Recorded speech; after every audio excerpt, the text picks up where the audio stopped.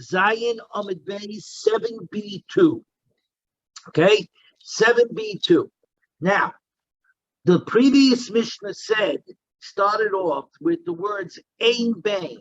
There is no difference between Adar Rishon and Adar Sheni. Hello, Jeff.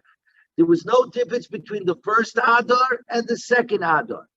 So now the rest of the Perek is going to go on, the rest of the chapter, comparing and contrasting other similar things that have nothing to do with Purim, have nothing to do with Megillah. But since we're on the topic of comparing this to this, in this case, the first Adar to the second Adar, we're going to start comparing a whole bunch of things. And it's going to get a little difficult. Nope, we'll get through it. Here we go. Okay, everybody, here we go. Just give me 1 second. I want to make sure that I got everything here. I got some papers over here. All right, we'll make sure that everything is good. Okay, here we go. Says the Mishnah, 7b2. First, this is pretty easy. Ein bein Yom Tov l'Shabbos. The truth is, there's no difference between the prohibitions of Shabbos and the prohibitions of Yom Tov, except for the famous one, Elo oichel nefesh bilvad, except with regard to food preparation. Food preparation is obviously allowed to be done for Yom Tov.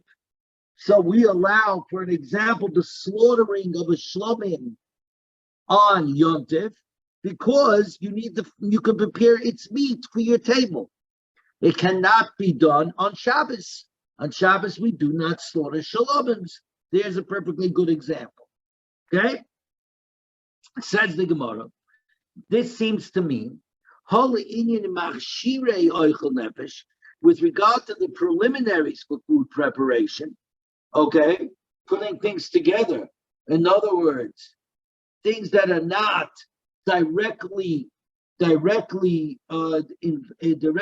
food preparation, i.e. the slaughtering and cooking, but we're talking about, let's say, bringing the knife or bringing the pan, right? That with the zeves shavan, it would be equal. It's, in other words, the preliminaries, the machshire, the preliminaries are forbidden both on Shabbos and Yom Tov. Therefore, the Gemara says, "Masisi the like Rabbi Yehuda." Our Mishnah is not like Rabbi Yehuda. It's only because we learned, "Ein bein Yom Tov l'Shabbos." There's no difference between Yom Tov and Shabbos. Elo oichel nefesh, except for eating, which would mean direct food preparation, but not the preliminaries to preparing the food preparation. Rabbi Yehuda matir af machshirei oichel. Rabbi Yehuda allows even the preparation of food itself. My Tama de Tanakama. What's the reason Tanakama that says only direct food preparation is allowed on Yom Tov, but indirect preliminary is not allowed, just like by Shabbos? Says the Gemara 7b3.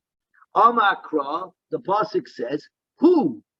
V'loi machshiroi. The pasuk says, if you take a look at 23 on the bottom, 23 on the bottom says the word, the pasuk brings the pasuk. B'yomer shmisha and mikra kodesh. B'yomer shvi mikra kodesh. On the first day it's called holy, and the seventh day shall be called holy. Yeh lochem for you. Kol malacha lo yasa b'hem. No work should be done on them. Ach asher yochel, except for eating. L'chol nefesh hu levadoi. He alone yasa lochem. It may be done. That alone is allowed to be done. So back to the Gemara. Amakro hu v'loi machshirav. It. The food preparation, it itself, but not its preliminaries. The Rabbi Yehuda would say, the pasuk also says, lochem, for you. What is lochem? Lochem l'chol tzarchechem, for you and all your needs that you need, even the preparatory stuff for food preparation. So now the Gemara says, what are you going to do with each one? What are they going to do with the extra words? The idach, the Tanakama, the idach nami haksiv lochem. It says lochem, which seems to be including even the preliminaries. Says the Gemara, lochem v'loy loy dekechavim, lochem v'loy leklavim. That you're allowed to prepare food on Yom Tov, but it's dafka for you, not for the Gentiles and not for your animals. That you're not allowed to do. That required you had to prepare it before Yom Tov. The idach nami, and what does Rabbi Yehuda do with haksiv hu, which seems to be a limiting only to the actual food preparation, not to its preliminaries. Says the Gemara, Ksiv hu v'ksiv lachem. The pasuk says hu, which is an exclusion, and it says lachem, that's an inclusion. So how do I straighten that out? Kan machshiri shef shalasayim be'erev yontif. Here the word hu means preliminaries that could have been done before yontif. That you're not allowed to prepare, you're not allowed to use the preparatory on yontif if you had time to prepare it before yontif. Here we're dealing with machshire, the preliminaries that could not be prepared before yontif. So Rabbi Yehuda only allows preparation, the preparatory things for food preparation, only if you couldn't do it before yontif. If you could do it before yontif, he would agree with the Chachamim that it's forbidden, just like on Shabbos. Good. The next Mishnah. Ein bein Shabbos l'Yom Kippurim. The truth is, there's no difference between the Isurim, the things that you're also to do on Shabbos and Yom Kippur. Yom Kippur, of course, is called the Shabbos Shabbosai. The Shabbos is of all Shabbos. So what's the difference? Ella shezeh b'dei Adam. But the deliberate desecration of Shabbos is punished by Arba Misais Bezdin, by the 4 deaths of Bezdin, by the human court.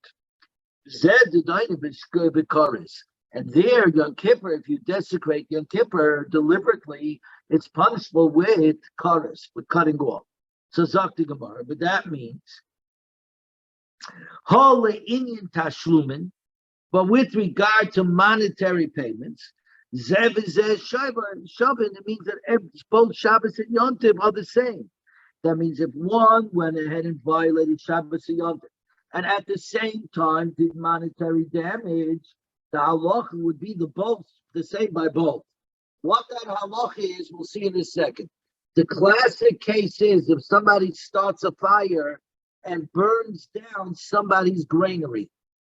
Okay, starting a fire on Shabbos and Yom Tov is punishable by death, either by kares on Yom Kippur, or by Arba Misas, especially the 4 types of Misas of Bezdin: skila, sreifa, hereg, v'chelik, stoning, the sword, skila, sreis, or burning, or hanging. Anyway, so all of those things together. So Mani Masnisin, who is our Mishnah?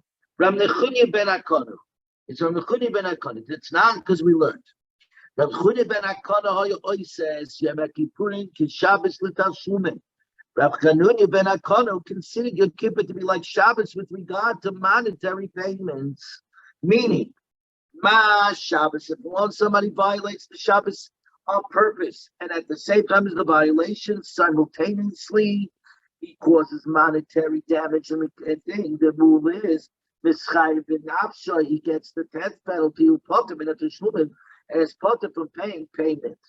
Af Yom Kippur, one who violates Yom Kippur on purpose and simultaneously causes monetary damage, Mischayim b'nafsha, he's under the death penalty for kares, who put him in a teshlumin, but is put him from paying. Because the rule is this: there's no double jeopardy. The rule of this in Hebrew is called Kam Le Midiraba Mine. Let me repeat this because it comes up a lot in Shas. Kam Le Midiraba Mine.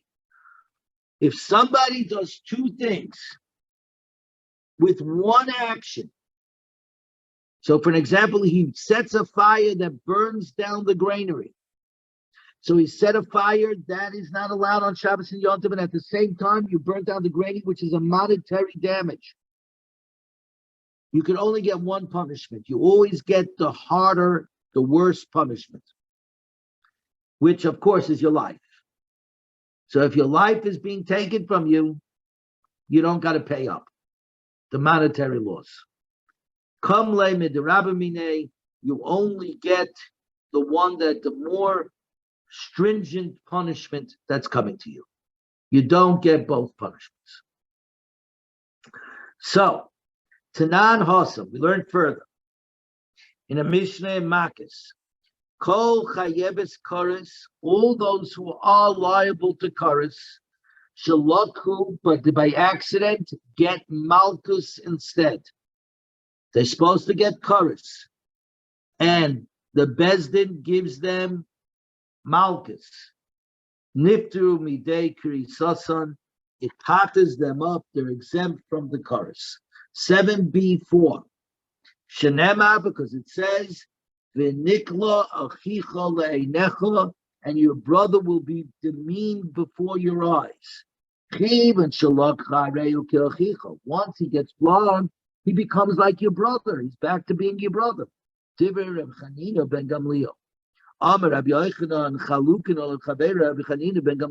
fact, his chaverim argued with him.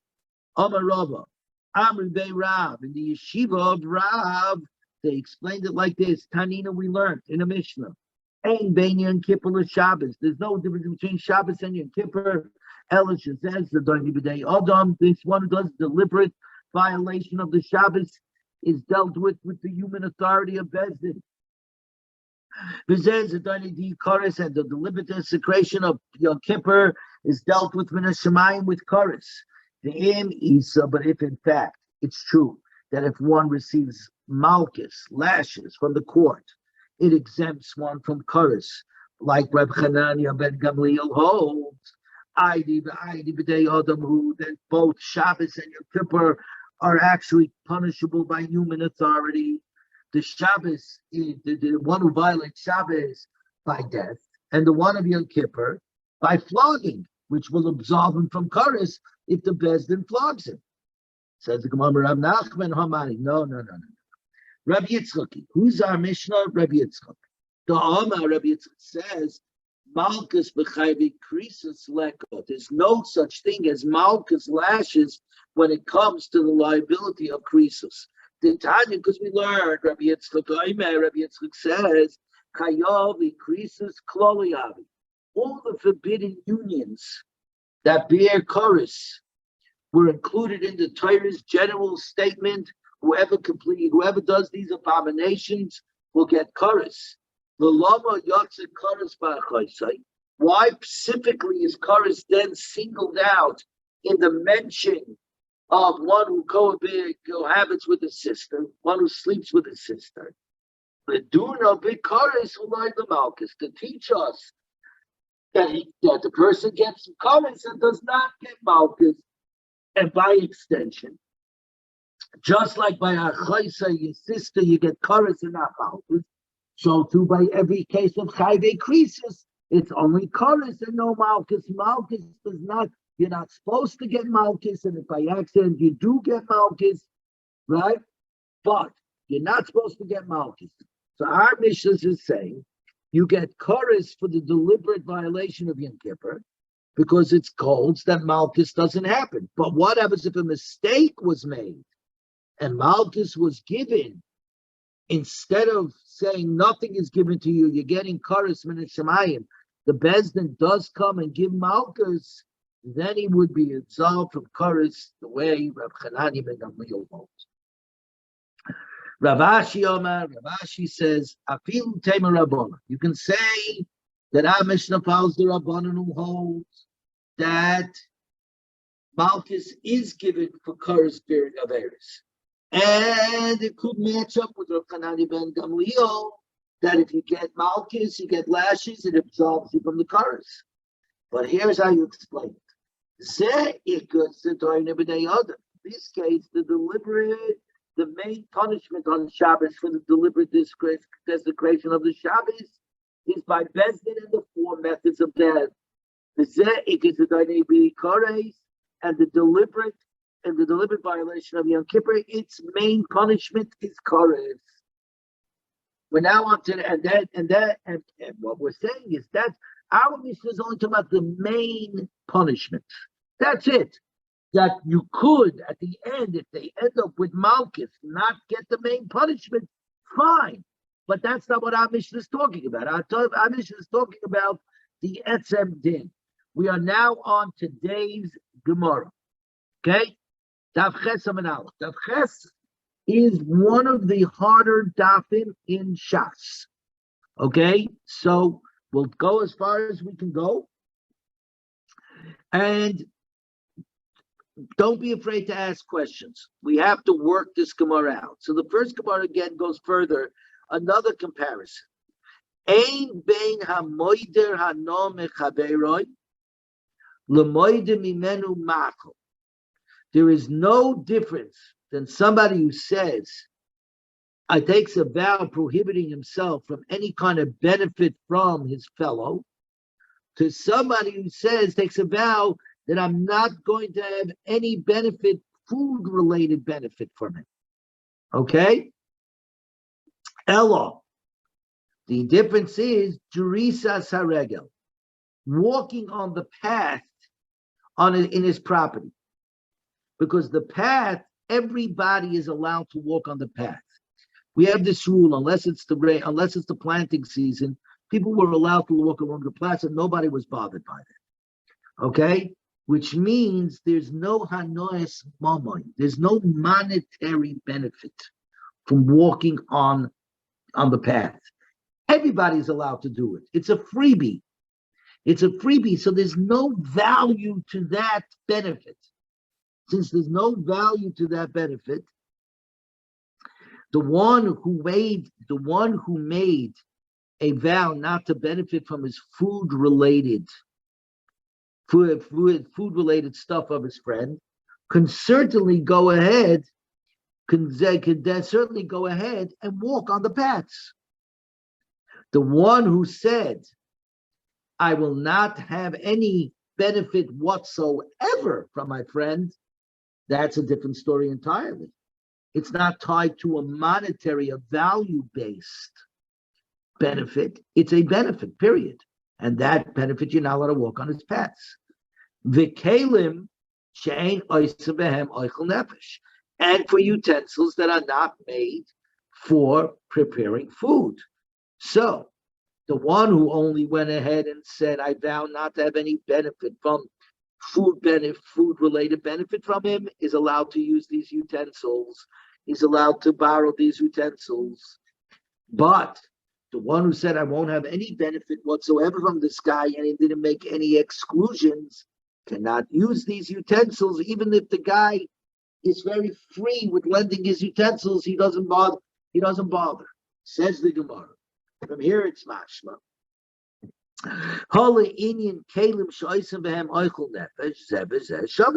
But utensils that are made for food preparation, they would be equal. That even the one who just said, I'm not going to have benefit from food-related stuff, benefit, that includes these things. Derisas haregel, walking on the paths. Haloi pocket itchy. So the Gemara says, why is it that even the one who said, I'm not going to have any benefit from you, why is it you're allowed to walk on the paths? No, everybody, like pocket itchy. People do not care if people walk on their paths. There's no value to it. There's no monetary benefit from this because everybody and his brother is allowed to walk on the path. So even the first guy who says, I will not have benefit from you, I will not have any benefit from you. This is not a benefit. This is a freebie. So it's the Gemara, Amarava, Hamani, Rabbi Elazar, the Hama, Vito, it says like this, Vitor Asa Bemudano. Even freebies, gratuities are forbidden to one who's prohibited by vows of benefit. Daddy, are you there? What? Oh, Daddy, there you are. Okay, we're up to the second Mishnah on Ches Amud Aleph. The second Mishnah, about 7 lines down on Ches Amud Aleph. Thank you. Okay, so then we got past the first Mishnah. Progressively, as we move down this Amud, the Gemara is going to get more difficult. So again, everybody, Jerry, Jeff, Daddy, if you have questions, ask. These Gemaras are not simple in any which way, shape, or form. The Gemara is going further. Again, remember how this all started. By comparing Adar Rishon to Adar Sheni, we now are comparing other things that are similar but have one difference or two differences. Here comes the next one. Ein bein nedorim linedavois. There is no difference between nedorim. Those are vow offerings. You vow, make a neder to bring a carbon. Two nedavois, which are gifts. Okay? Ella, says the Mishnah, shenedorim, vow offerings, chayiv b'achriyusan. You're chayiv in achrayus, meaning if something should happen to the original animal that you meant to vow, you have to replace it. The nedavos ein chayiv b'achriyusan. But gift offerings, gift offerings are not chayiv b'achriyusan. If something should happen to the animal that you gifted, you don't have to replace it with a different gift. What's going on? The answer is simply this. There's two different ways of expressing a thing. The first way is known as Hare Olai. It's incumbent on me to bring this animal as a sacrifice. So what is the words? Hare Olai. It's incumbent on me. I exist. I am the Gavra. I'm here. It's on me. So if the animal gets lost, I got to replace the animal because the obligation was on who? On me. Hare Olai. On me. I'm hereby obligated. That is the Nedarim. The Nedavos, the gift offerings, is when you use the following words. Hare Zu carbon. This animal is going to be offered as a sacrifice. If you notice the wording, I didn't obligate myself, hare olai. It's incumbent on me to bring. I said, hare zu. This thing has to be brought. So that means, dafka, this thing, the chefza. I'm the gavra. The thing is a chefza. The gavra, I exist. I'm here. I still have an obligation to fulfill my vow. That's a neder. Nedava is on the chepsa, on the animal. If the animal is here, you got to bring it. If something should happen to the animal, it dies or it gets lost or it gets stolen, that's it. I can't do anything else. I'm covered. I did my best. That's the huge difference. Says the Gemara, that's great. I understand the difference.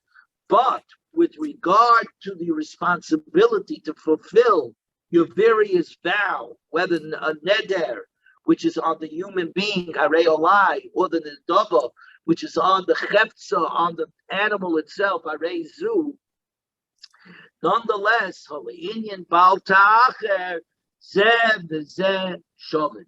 With regard to fulfilling, do not delay fulfilling your vow, they are equal. In other words, you're not allowed to let Pesach, Shavuos, and Sukkot pass without bringing your vow and fulfilling your vow. And that's irrespective of whether it's a neder or a nedav. The Gemara now goes ahead and explains exactly what we just explained. 8A2. 8A2. Okay? Says the Gemara. 8A2. Tanan Hossam. Ezu neder. What is the definition of a neder about offering? Ha'aymer, exactly what I said before. Harei olai oila. It's incumbent on me to bring the oila. Ezu nedavo, what is a gift? Ha'aymer harei zu oila. This animal is designated as an oila. Ma beinedel ledobis. What exactly is the difference? Nedorim, vows that I made, I encumbered on myself. Meisua nigva in obdu. If the animal should die, get stolen, or get lost, chayiv achirosim. You're chayiv in its security, and you got to replace it because the obligation wasn't in the animal; the obligation was in you. Nedavos meisua nignavu obdu. But in the case of nedavos, the gift offerings, if they die or stolen or lost, ain't a chayiv achirosim. You're not chayiv because it wasn't in you. You didn't encumber you. You said, I raised zoo. This animal is encumbered to be an offering. If I can't bring this animal, I'm done. Okay, it's very logical, actually. Nonetheless, how do I know this? The Tanu Rabbanon, the pasuk says, "V'nir tzaloi lechaper olav," and he shall be accepted for him to atone for him. Okay? Reb Shimon Oimer, Es she'olav chayiv b'achirusin, which is upon him, olav, on him, meaning he was encumbered to bring a sacrifice. That you chayiv on an achrayis, on security, and if it gets lost, you got to replace it. There's she'eno olav, but it's not upon him, meaning you encumbered a specific animal, but not in your own guf, not in yourself. And this is the fundamental Brisker idea. The Briskers use this all the time of Gavra and Chefza. Are we talking about the Gavra, me, or the Chefza, the merchandise, the thing? And it of course applies. We've talked about this many times, and we're going to talk about it more in the next piece of Gemara. Believe it or not, we're going to see because it's going to that idea of Gavra and Chefza explains a lot of things in explaining the Torah. My mashma, by the way, I'll tell you this in a second. My mashma, how do you know the word olav means personal responsibility? When a person says on me, it's as if the burden of responsibility rests upon his shoulder and he accepts personal responsibility. The truth is, interestingly enough, as you all know, I was an accountant in another lifetime. The idea of a debit and a credit works very similar. A debit and a credit in accounting is what happened, why did it happen? What happened? My cash went down. I credit my cash. It went down by $500.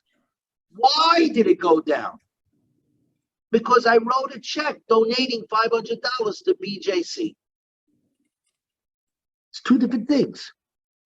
Every transaction has a what and a why. What took place? Why did it take place? The debit and the credit. One side of the equation is what took place. The other side is why it took place. In the Gemara, many times you will find the same logic. Gavra and Chefza. Is it on me or is it on the animal? That will determine the what's going on and what therefore are my responsibilities vis-a-vis the thing. Anyways, here we go. So now I got to talk to you about something here.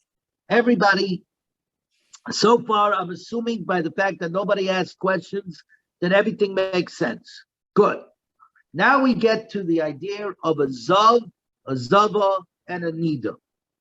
So let us talk about a nida. Forget about the nida. No. You're going to need the nida. You're going to need the nida. Yes, sir. Yes. Yeah. Can I ask you a question? Since Sure. you brought it up. Yeah. The Mishnah, a couple of Mishnahs back. Yeah. About at the top of the page on 8A1. Yeah. The difference between someone prohibited by a vow to benefit from another. Another I person. didn't understand that at all. Okay, so here we go. Can you kind of give an example of that? Yeah. Person goes like this. I'll get the perfect example is right where you're sitting right now.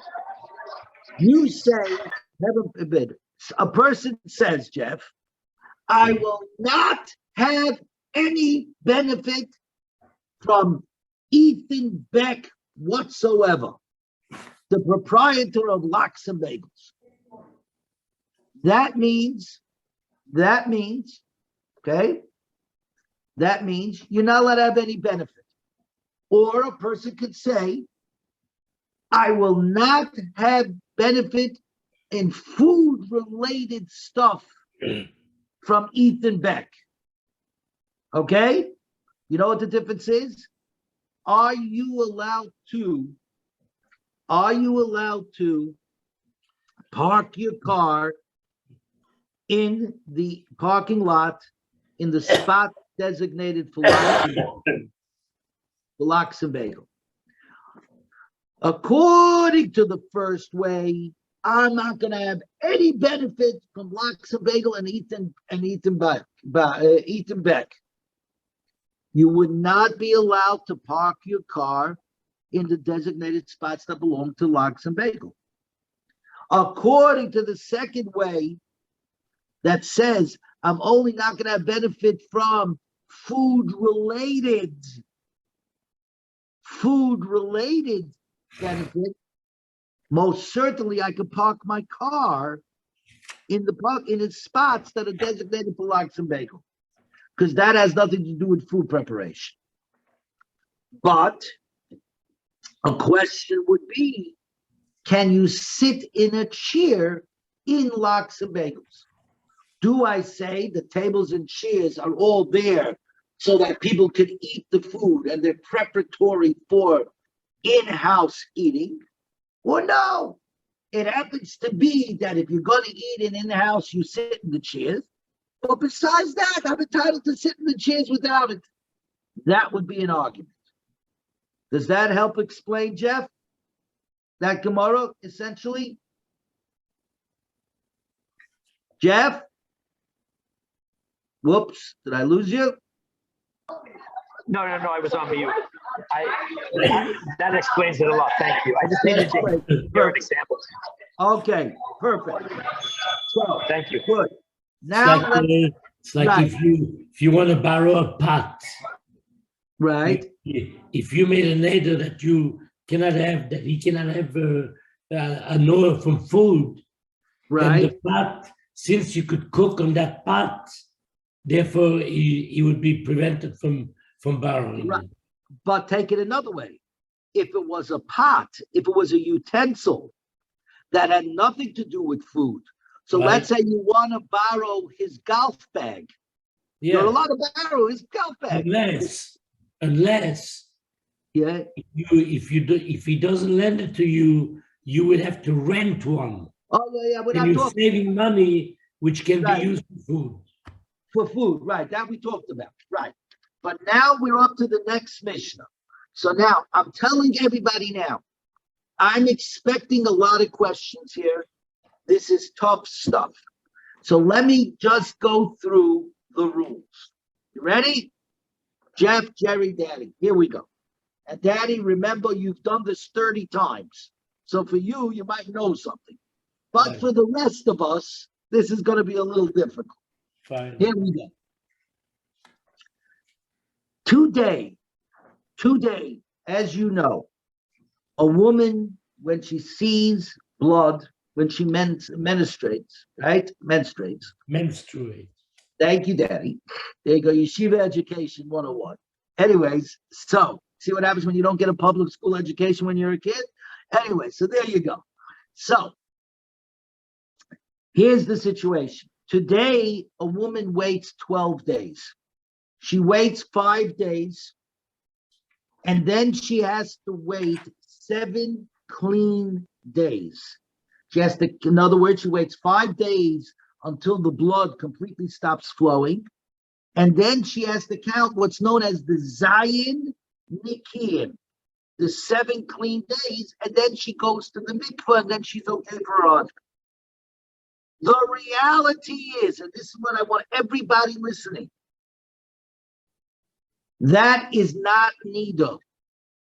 Nida, in reality, does not require 7 clean days. You know what nida needs? Nida needs that you count 7 days from the first time you see blood. And at the end of the 7th day, before you go to the mikvah, at that point, you shouldn't see blood anymore. So you could see blood for 6 3/4 days. As long as the woman does not see blood, at the end of the 6th day, she can go to the mikvah. At the end of the 7th day, go to the mikvah. She's tar, and she's good to go with her husband.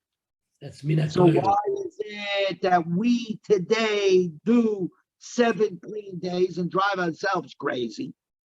Because there's something else called a zav or a zava. A zav is some sort of blood flow that is different than the regular nida blood flow. What is the difference? I cannot tell you. The truth is, for the last 2,000 years or more, even before, by the destruction of the second base of Mikdash, the knowledge to tell the difference between Zava, or Anida has gotten lost. So today, when a woman sees her period, he takes on the restrictions of a Zava. A Zava requires 7 clean days, Zayin Nikiyim. So the Zayin Nikiyim have actually nothing to do with Nida, have everything to do with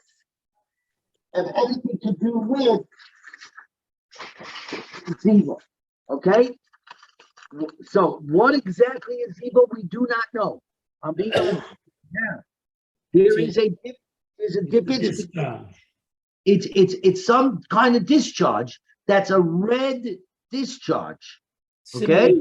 For a man, it's similar to a seminal discharge. Except that is not true either. Because he's not a Baal Keri. No, I'm saying it's similar. Right, Similar. okay, but my father just put his finger on something else.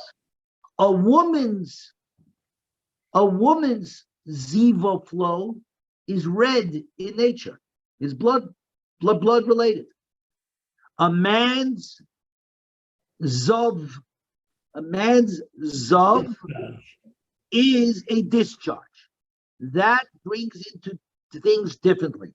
If a man sees 2 discharges, 2 in a day, or over 2 days, 1 discharge one day, 1 discharge another day, he becomes Tameh.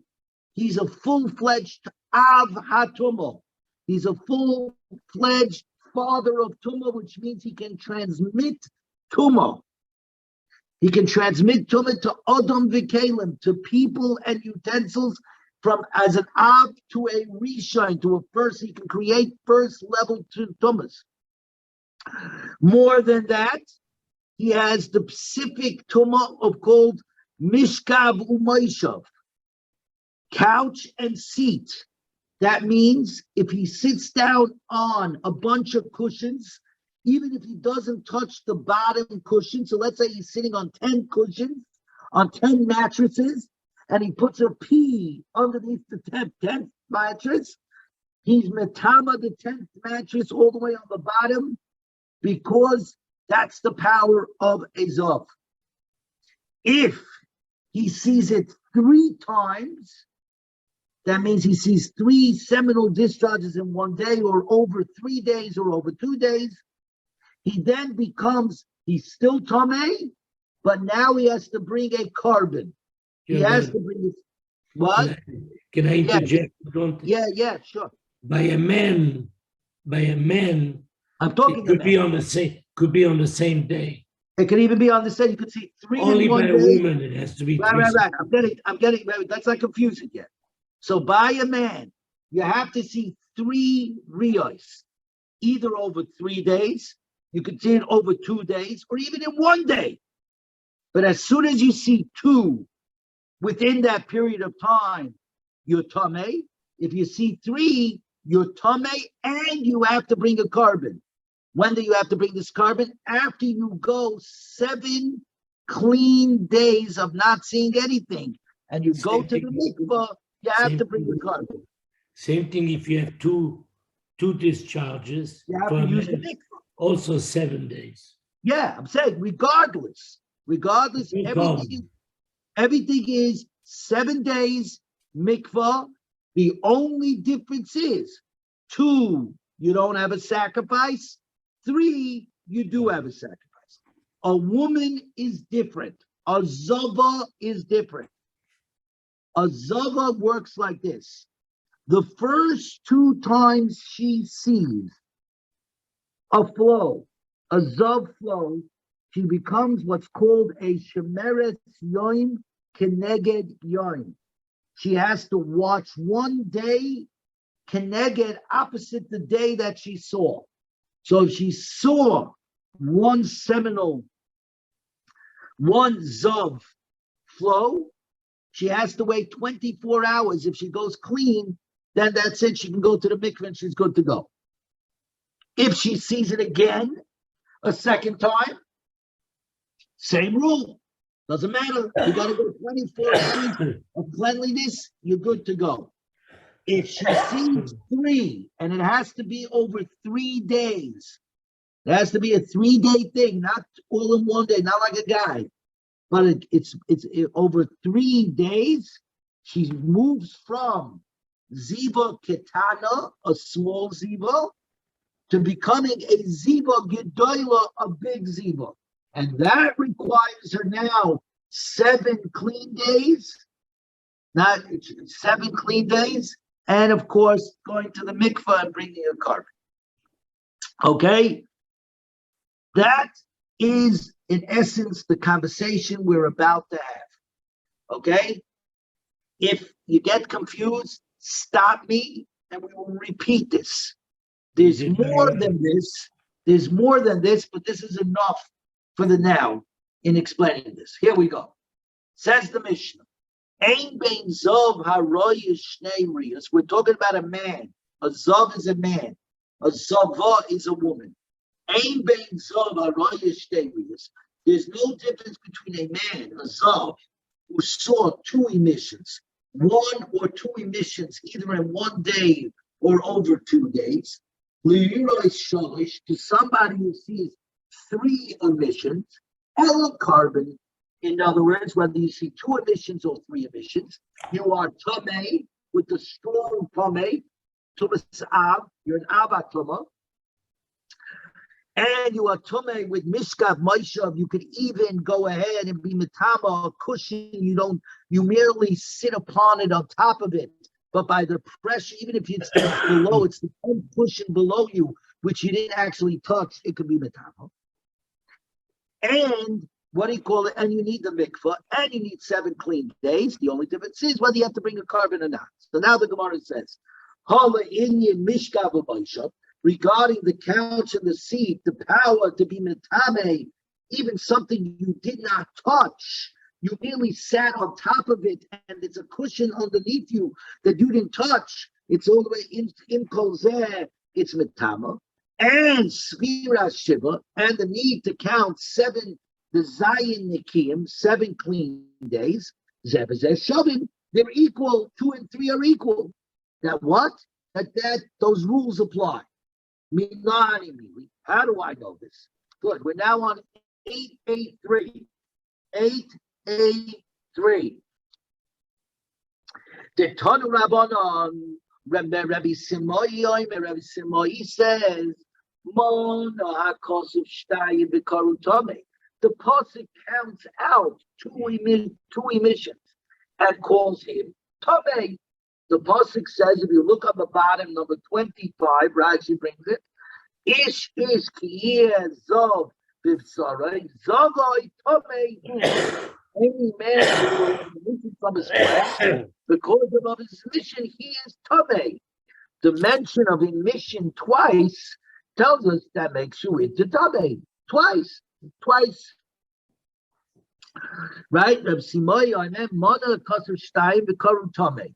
The pasuk counts 2 emissions and calls him tamei.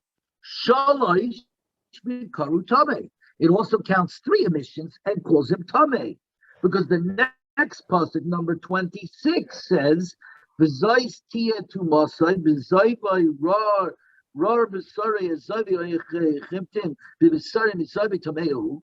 3 emissions are mentioned, and it's called tamei. Haketzad. Why is he a zav after 2 when the pasuk then goes out of its way to mention 3 emissions? Telling me shtayim l'tuma. With 2, the person becomes tamei with zav tamei. B'shleisha l'karbon, and 3 that it requires besides 7 clean days, you also have to bring a carbon.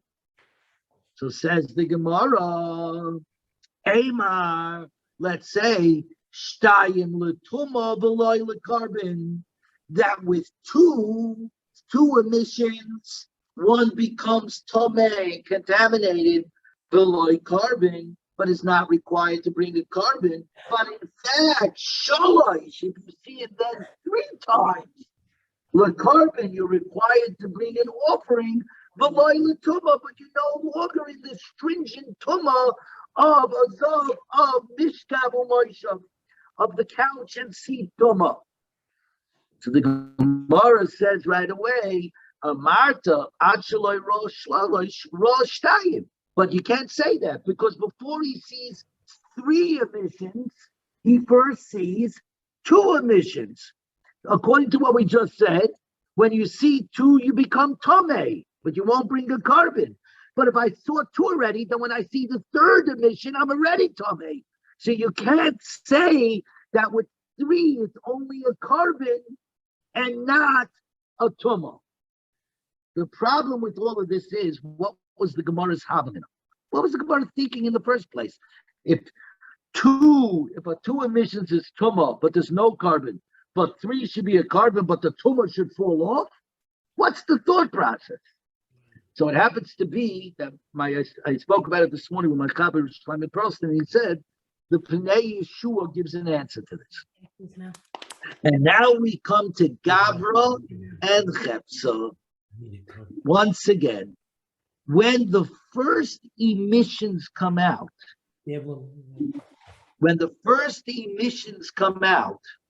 they come out of the human being. They're powerful. They just came out of you. You're the Gavra, and it just came out of you. I could say over there, you just became tamei. You're tamei. By the time you get to the 3rd, it loses its power. It's almost like tumah that flows down. Rishon, Sheni, Shalishi. If you remember from earlier Gemaras, we go from Abba tumah to Rishon l'tumah to Sheni, Shalishi, Revi. It loses power. Says the Pnei Yeshua, the thought process was here.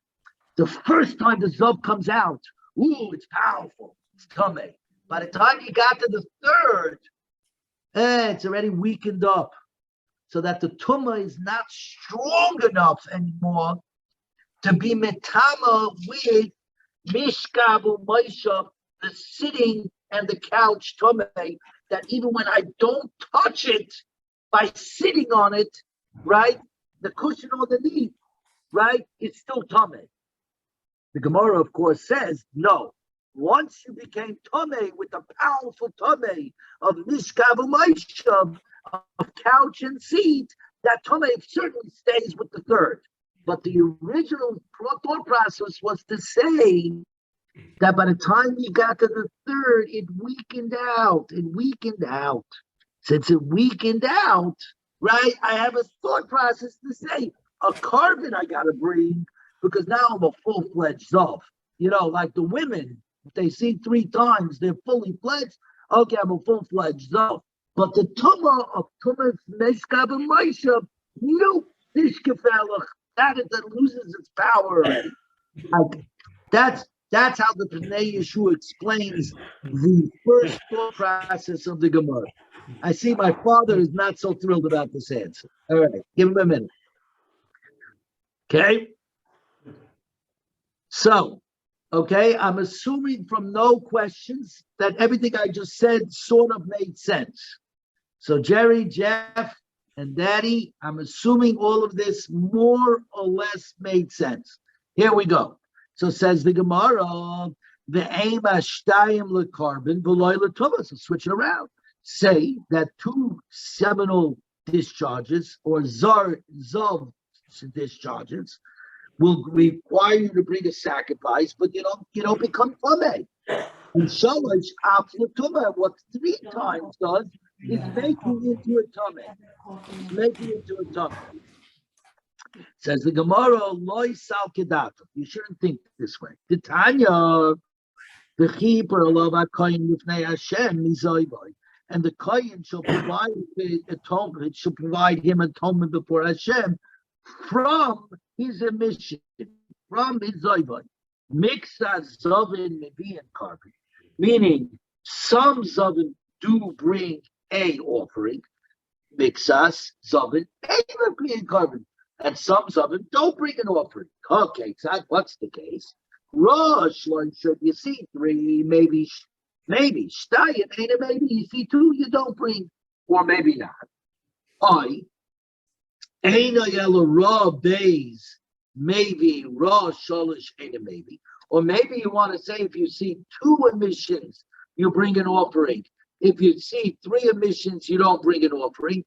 And the logic of this would be the same logic like the Pnei Yeshua we just spoke about.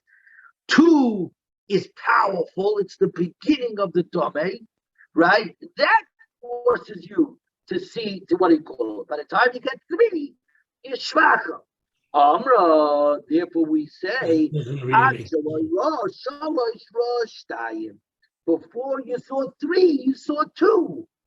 Since you became 2. Right? Since you became Tomei at 2, you certainly Tomei at 3, right? But here's the reality. Since only partial one kind of Zav brings a carbon and not another Zav brings a carbon, logically it is to say that one who sees 3 brings the carbon, but not the one who sees 2 that brings the carbon. So says the Gemara, and I need what Rav Simai taught us on top over there, that the Pasuk says, counts out two emissions and calls it Tamei, and counts out 3 emissions and calls it Tamei. And we need the extra word of Mizayvai there we just learned over here, that some Zavim bring a carbon and some Zavim don't bring a carbon.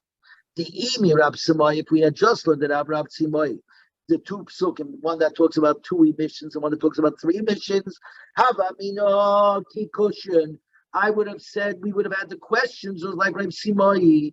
Maybe there's a distinction between the Zav of 2 emissions and a Zav of 3 emissions with regard to the degree of Tumah, but not in regard to the requirement of a carbon. Maybe 2 aren't Metama and 3 is Metama, or just the opposite, if we want to explain it like the Pnei Yeshua. And if he joins brought it from the second thing, from his emission, Loyadina Kamarios, I would not have known how many emissions are meant by the Pasuk to obligate me in bringing a carbon. Because here is a much larger idea. A chazaka. A chazaka means how would you translate the word chazaka? Right? It's something that becomes prevalence, a prevalency.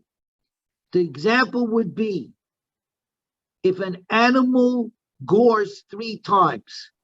So he goes from being a tam, meaning the first 3 times, meaning he only pays half damages. He's a wild guy, that's it. Right, tam to a wild, to a wild to a, what he called, to a muad, where he has to pay full damages.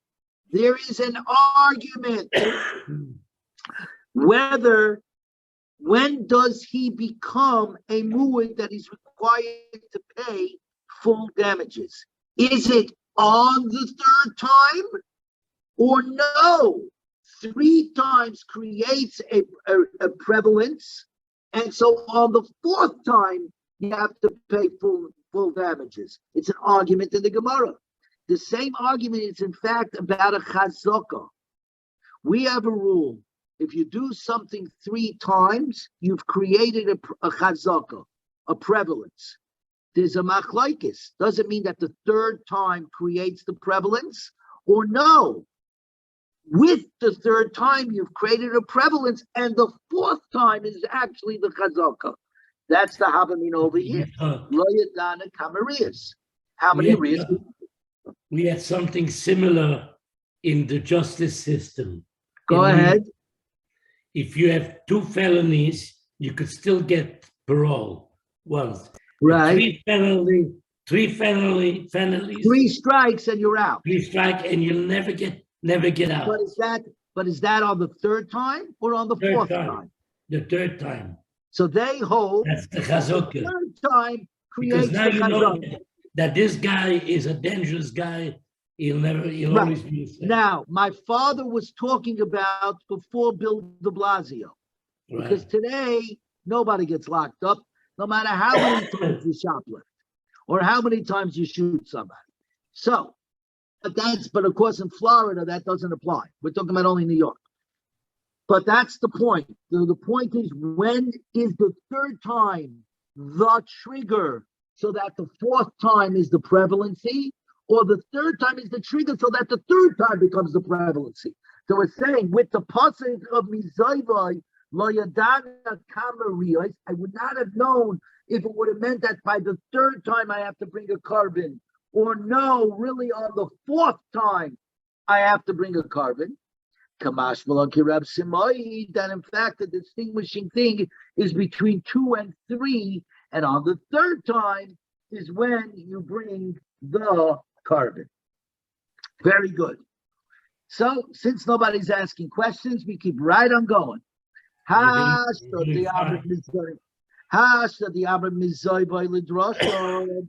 know we've got a little overtime here, but let's go to 9:30 and we'll take it from there wherever before we get. Now that you learned the word mizaybai, to expand this limitation, the next pasuk,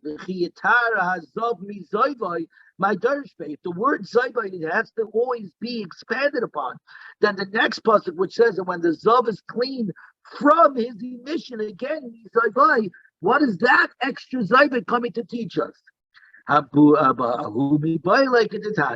That extra zaybai from another pasuk comes to teach us the following. When the zav is cleaned, means when he ceases from his emission. That means immediately he begins to count his 7 Zayin Nikim, his 7 clean days. Meaning he doesn't have to go to the mikveh first and then start counting his 7 days. He immediately starts counting his 7 days immediately, and then at the end of it goes to the mikveh. We're now on 8A4. Mizoivai, Veloy Mizoivai V'Nogai, teaching us, but not from his emission and his tsaras affliction. If what happens that this poor guy has ziva, zav, and he has tsaras, the leprosy, the biblical leprosy. So going to the mikveh doesn't help him in and of itself. It doesn't help him because he still has tsaras. And you have to wait 7 clean days after you have tsaras. Okay? Nonetheless, what? It removes the ziva. The ziva is what I'm saying. By counting the 7 days, even while he's at tsaras and going to the mikvah, it removes the tumah of the ziva. It removes the tumah of the ziva, which means that there's no more tumas mishkavu moishav. There's no more powerful tumah of sitting on the couch and the chair and not touching something and still making it tummy. Okay? To teach us that a zav who sees only two emissions and is being cleaned from his emission from an unlimited condition of zav, shatu and svir shiva, that he too needs to count 7 clean days. Because why would I think he doesn't? Why would I think a guy who sees 2 emissions does not have to count 7 clean days? Because a woman who sees 2 emissions, 2 zivas, does not have to count 7 days.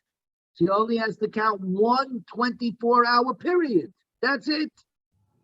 So now that's why I explained it at the beginning, because otherwise the question is too big.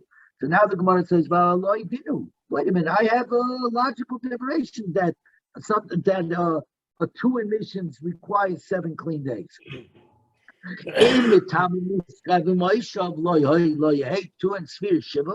If when you see 2 emissions, you already become contaminated with the power of seat and couch of Tumas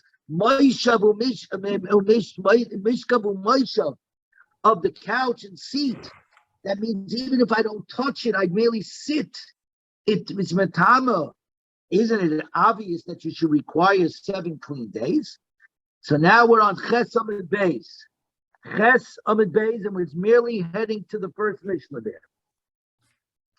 Says the Gemara, the answer is exactly what I told you before. Shemeret yoim keneged yoim techiach. The woman who's watching a day corresponding to a day tells us that the laws are not into Tibet. Shemetam, again, a woman who sees 1 or 2 ziva emissions has to watch 1 day connected a day. Her first 2, she only has to watch 24 hours in order to get out. Says the Gemara. Shemetam, amishkav moishav de'ena tu'una svira shiva. Where while she's watching, when she saw her first ziva emission or a second ziva emission, she is metama with mishkav moishav. She is metama with couch and seat. But nonetheless, she doesn't have to count 7 clean days, only 1 24-hour clean. And you should not be surprised, therefore, that a Zov, a man who sees 2 emissions, who also is metama with the powerful tumah of mishkav and ma'isha, couch and seat, should also not require the counting of 7 clean days. So without a posik telling me that even a guy who sees 2 emissions does have to count 7 clean days, I would say, no, he doesn't, just like a woman doesn't have to. Talmud Loima, by a man it says, from his emission he shall count 7 days. It means a partial emission, 2 emissions, he shall count clean saves. From here we learn that a Zav who sees 2 emissions requires a count of 7 clean days. Amalei Rapapa Lavaya says Rapapa to Abaya, what is the difference from this emission regarding 7 clean days, the Zion Nikiyim? Midarabe having Zav Baal Shtei Riyos, and if we learn it off that it's a Zav who saw 2 emissions and requires a count of 7 days. What's the difference about the other Mizoivai that we learned about in our carbon? That we exclude a Zav who sees 2 emissions from bringing a offering. In other words, why with one of the Mizoivais do we include that just like a person who sees 3 emissions has to count 7 clean days, so too a person who sees 2 emissions has to count 7 clean days. But from the other Mizayvai, we are mimayit, we exclude. We say only the one who sees 3 emissions has to bring an offering. But the one who sees 2 emissions does not have to bring an offering. So how do you explain the way you're learning this song? Amalei, Abaye said to Rav Papa, if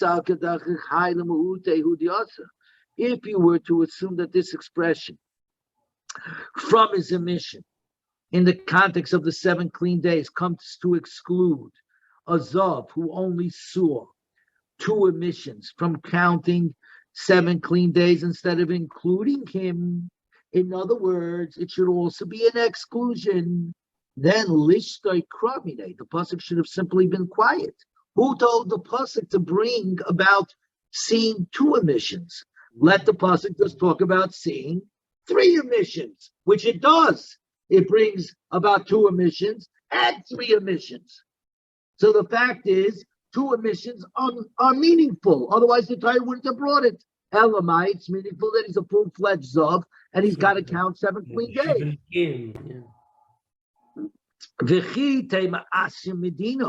You can learn it from a logical argument that a Zav of 2 emissions has to see 7 clean days. This is not valid. Shemeris Yom Keneged Yom Techiach, because a woman who sees 1 or 2 does not have to wait 7 clean days. So I could compare a 2 seminal person to the woman's 2 seeings of Zav. So therefore, without a definitive pasuk, I would not even know that he has to wait 7 clean days. That I needed from his emission, but not from the emission of his saras. Okay, in other words, it's not extra. It's coming to teach me that even if he has saras, he can go count 7 clean days and toivel and get rid of the tumah of mishchav u'moishav, get rid of the stringent tumah of couch and seed, even though he remains tummy with saras. Im kain lichted kra, the pasuk should have simply said v'chi yitara zav, and when the zav is clean, belishtaik, and then remain quiet. Mizayvai lovely. Why does it add the extra word mizayvai? Then it has to count 7. Okay, it's 9:30. I would have gone to the next Mishnah, but I think it's kind of late. So let's stop over here